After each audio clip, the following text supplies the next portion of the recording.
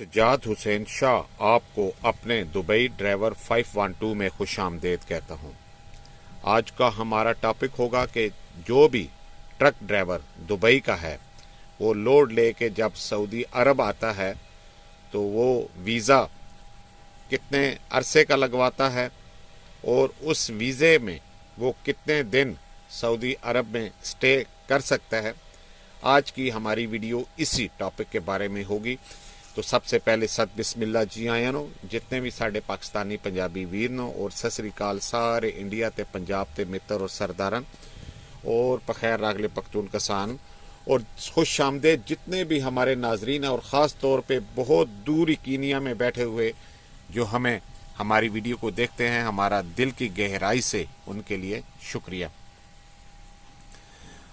ये हमारा चैनल क्योंकि दुबई के ट्रक ड्राइवर के हवाले से है तो हमारी कोशिश होती है जितनी भी ट्रक ड्राइवर के रिलेटिव इंफॉर्मेशन हो वो आपको दी जाए।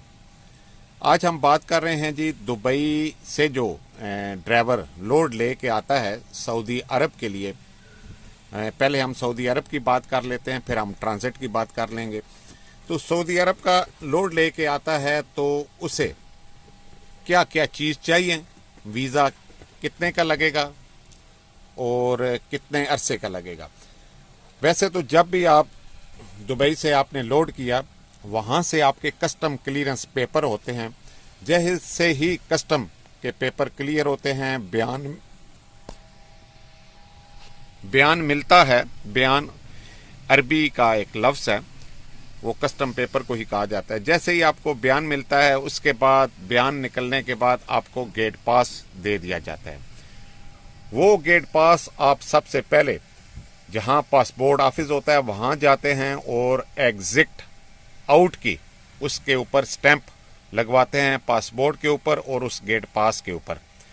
तो जैसे ही ये मरहला तय होता है आप आगे चल पड़ते हैं सिला बॉर्डर से निकल के सऊदी अरब बता बॉर्डर की तरफ। तो जैसे ही बता बॉर्डर में आप इंटर होते हैं तो जिसका नया वीज़ा जिसने लगवाना होता है वो जाएगा पासपोर्ट ऑफिस में, वहाँ जाके वो वीज़ा लगवाएगा। और वीज़ा फीस हर दौर में इनकी वेरिएबल होती है, फिक्स नहीं होती। कभी आजकल 350 चल रहा है दिरहम रियाल और कभी ये ज़्यादा भी था कम भी था। तो एक साल का जो है वो ड्राइवर का वीज़ा सऊदी अरब का लगाया जाता है और इसके ऊपर बाकायदा मेंशन होता है कि आप 90 डेज से ज़्यादा सऊदी अरब में क़याम नहीं कर सकते।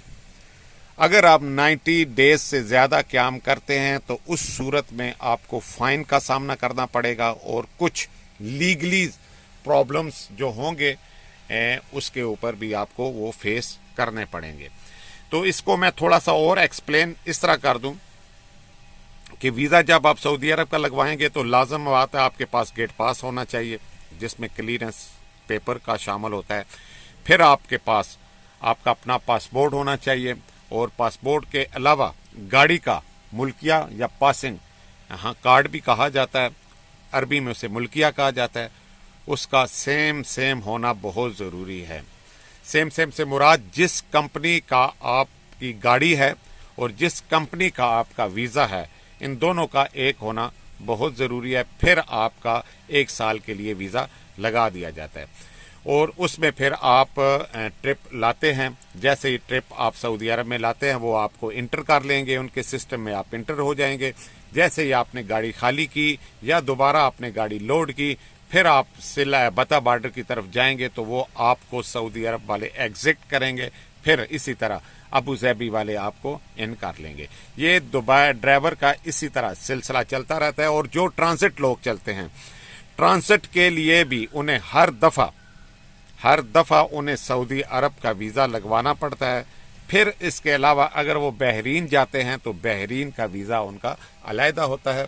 और जो ट्रांजिट वीज़ा होता है वो मोर देन 72 आवर से ज़्यादा नहीं स्टे आप कर सकते। मतलब है कि 3 डेज 72 घंटे आपने उस टाइम में वो गाड़ी उस एरिया से मुल्क से क्लियर करनी होती है। तो आगे फिर जो बहरीन है तो बहरीन का वीज़ा होगा।